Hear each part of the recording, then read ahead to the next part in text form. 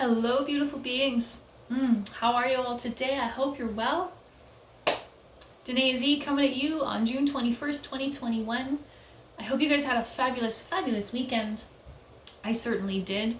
I was blessed enough to be able to attend an Indigenous Sweat Lodge ceremony, and oh my goodness, was it transformational. It was so transformational in so many ways. I really don't have words at this moment to describe it. But I think one of the biggest takeaways from that whole experience was the increase in my connection to myself, in the connection to all things, truly all things. It is transformational. It was transformational. And in that space of connection, please, thank you for you. Thank you for your presence in my world. Thank you for allowing me to be a part of your day, and thank you for being a part of mine. It is truly a gift to me. Absolutely, right? It's a gift in more ways than I can ever put words to. So I want to talk about connection today, and I want to talk about how, as we quiet that forceful mental chatter, it creates a space for us to connect and listen to the soft, quiet power that resides in our hearts. And it resides in everybody's hearts, right? This is, it's there. It really is there. And, our connection to ourselves gets shut down when we're little because it's the only way that our primitive mind knows what to do to make sure that you get the connection that you need, right? That physical connection, the emotional connection from your caregivers in whatever capacity they show up. Now, not everybody got it, right? Not everybody got it. And it may not have been healthy, which is why that connection to yourself gets shut down, right? Because that part of us that wants to keep us alive is going to do anything it can to keep you healthy, happy, safe, and secure, including severing the connection to yourself. It sounds really weird, I know, but that's what happens. And so as you move through your life, as you move through your story, your programming, whatever you want to call it, and you begin to let it go, and you begin to allow the emotions to drain away, and you begin to subscribe to different beliefs, this gets less, this gets more. It's that simple, right? It is that simple.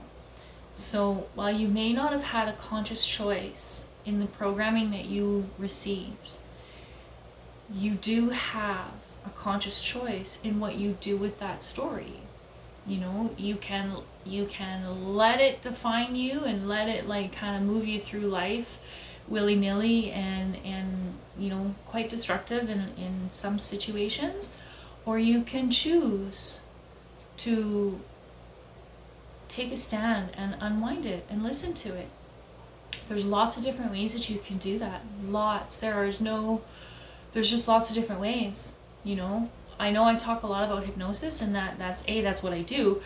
And I do that because it had the most impact for me. Being able to look at why I do what I do and why I believed what I believed and why that mental voice would say some of the awful things that it used to say. Hypnosis for me created a space to let it drain away. It just drained it away.